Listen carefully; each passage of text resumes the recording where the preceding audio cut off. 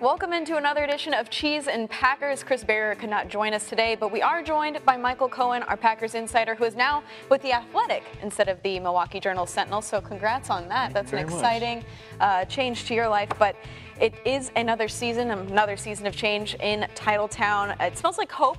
Kind of like this blue cheese kind of smells bad, but it smells like hope in Titletown. At this point, it's training camp, obviously. What can Packer fans be excited about? Well, they can be excited for some more puns from Chris when he comes back, I'm sure.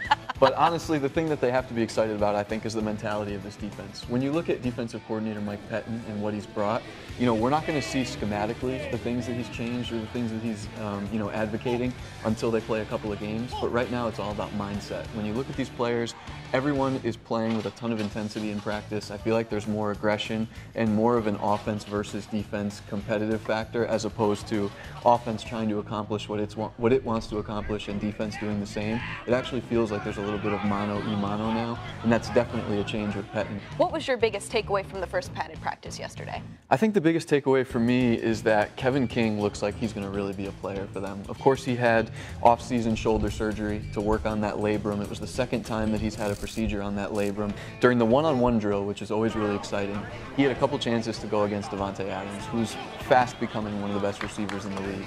And they went at it, and it was really, really even. Davante had the better of him sometimes with footwork, but then, sometimes Kevin would catch up and put a hand in there. And I just think that if King can really raise his level of play to cover somebody like Davante, and then you extrapolate that out to some of the other good receivers, it would add a totally different element for them because, as you know, Kelly, the corners have struggled so much the last 2 years that any boost they can get there would just be huge.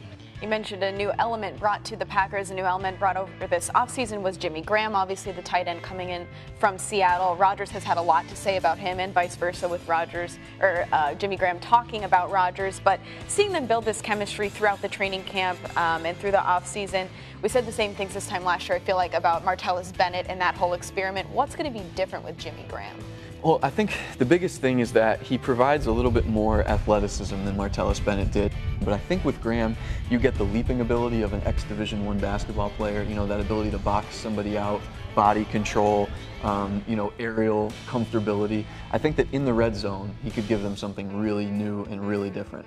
Going back to the cornerback group, you mentioned Kevin King has had a really strong camp so far, obviously only 3 days in, but Tramon Williams has also looked strong, and the two rookie cornerbacks, Jair Alexander and Josh Jackson, have gotten some kind of different looks in the nickel and various places. But what do you think is the most interesting storyline among this cornerback group this offseason? Well, I think to me it's sort of this group dynamic of the holdovers from the Ted Thompson era versus, the new players drafted by Bryan Bulaga. If you look at what Ted Thompson did, the former Packers GM, he sort of earmarked, it felt like, a couple places each year on the 53 for undrafted corners. That was sort of an area he liked to develop, going all the way back to guys like Sam Shields.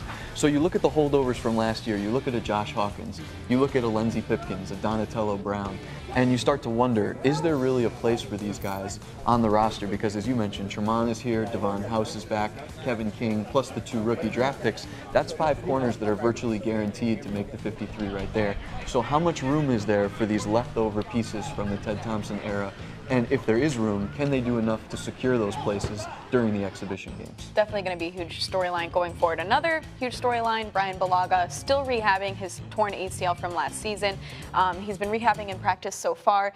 He seems like he has no reservations about the fact that he is going to be ready week 1. McCarthy said the same thing.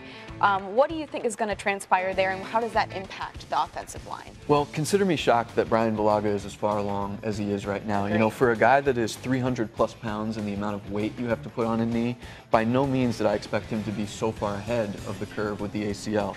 I don't know. I mean, it certainly seems like he's trending in the right direction. The fact that you mentioned that we saw him rehab, that to me is a big sign, because if the coaches and the medical staff are comfortable enough to put him in front of us, even just from a rehab standpoint, if they're comfortable enough to put him out there in front of us and the fans, then they're clearly comfortable enough where they don't think he's going to get hurt or he's going to do anything that would make us think, oh boy, this is not a good idea. So that tells me that he's really, really close, and if he can get out there even by week 1 or week 2, it would be such a huge upgrade for them, not only just because of his maturity, but also what he could bring in the run game and experience-wise, somebody that knows how to play with Rodgers, whereas Spriggs and Murphy have done it in small doses, but certainly not, as an ideal choice to play at that right tackle position. Well, that's going to do it for Cheese and Packers for us today. We have training camp the rest of this week, of course, and we'll have some more Cheese and Packers for you on next Sunday.